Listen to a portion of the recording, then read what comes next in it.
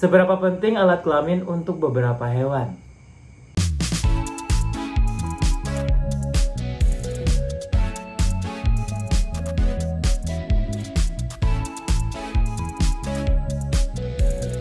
Halo guys, welcome back to my YouTube channel. Nah, di video kali ini kita bakal ngebahas nih, memangnya tuh seberapa penting sih alat kelamin untuk beberapa hewan. Karena setiap hewan itu nggak semuanya itu membutuhkan alat kelamin. Jadi ada beberapa hewan yang mereka itu tanpa alat kelamin juga bisa melangsungkan hidup mereka.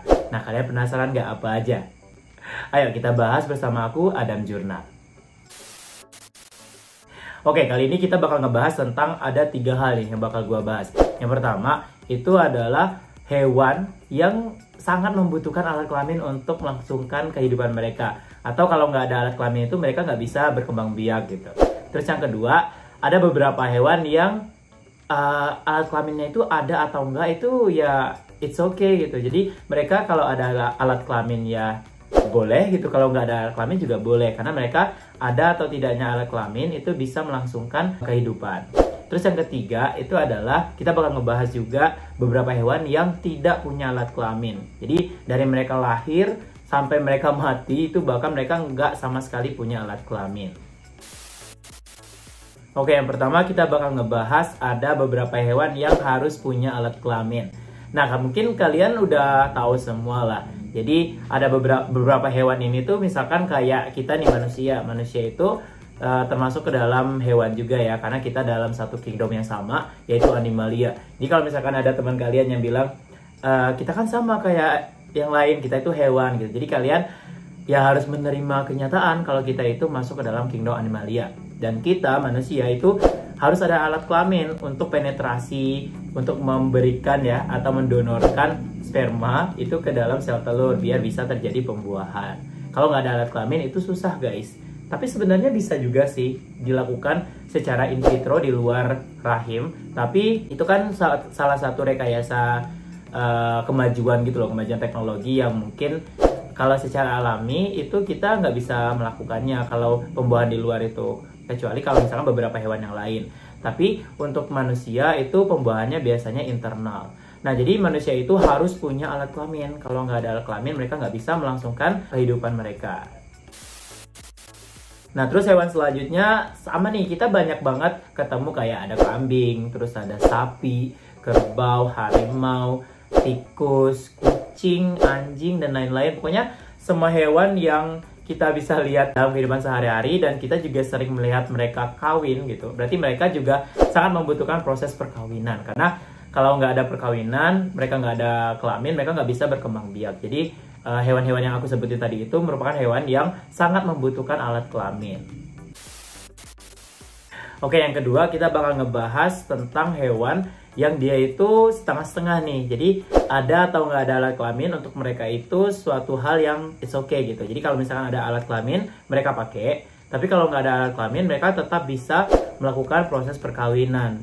Nah, beberapa contoh hewannya itu misalkan seperti kalian tahu ubur-ubur nggak guys? Jadi ubur-ubur itu mereka itu sebenarnya ada 2 fase. Ada fase medusa dan juga ada fase polip. Nah, gambarnya itu seperti ini nih. Nah, jadi fase polip itu fase pada saat dia itu nempel di dasar laut gitu loh guys. Tapi kalau misalkan fase medusa, baru mereka keluar lepas dari fase polipnya dan menjadi ubur-ubur yang mungkin kita bisa lihat kecantikan ubur-ubur itu seperti apa. Kalau misalkan kalian pernah nonton film SpongeBob juga, di sana kan ada ubur-ubur kan. Nah, mereka memang berenangnya itu emang kayak gitu guys. Jadi kayak cantik banget lah pokoknya. Nah, jadi ubur-ubur itu mereka ada 2 fase nih. Jadi mereka itu fase medusa sama fase polip. Kalau fase polip, mereka itu untuk menyampai ke polip, mereka itu memang harus pakai alat kelamin untuk menghasilkan suatu polip yang baru. Tapi dari polip ke medusa, mereka itu nggak pakai alat kelamin lagi. Jadi mereka itu udah bakal berkembang gitu loh menjadi medusa. Nah, selanjutnya kebetulan kita lagi ngebahas tentang SpongeBob nih guys. Jadi sebenarnya kalau kalian sering menonton film SpongeBob, jadi SpongeBob itu tuh merupakan hewan yang masuk ke dalam invertebrata tingkat bawah. Jadi dia itu masuk ke dalam filum sponge.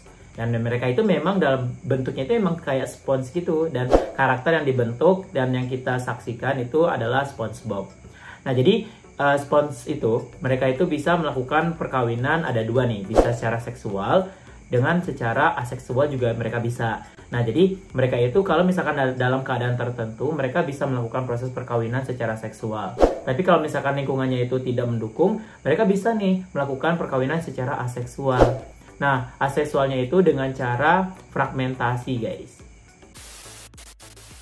Nah, tapi di sini hewan-hewan yang ada atau nggak adanya alat kelamin masih tetap berkembang biak ini beda ya guys sama hewan-hewan yang hemafrodit.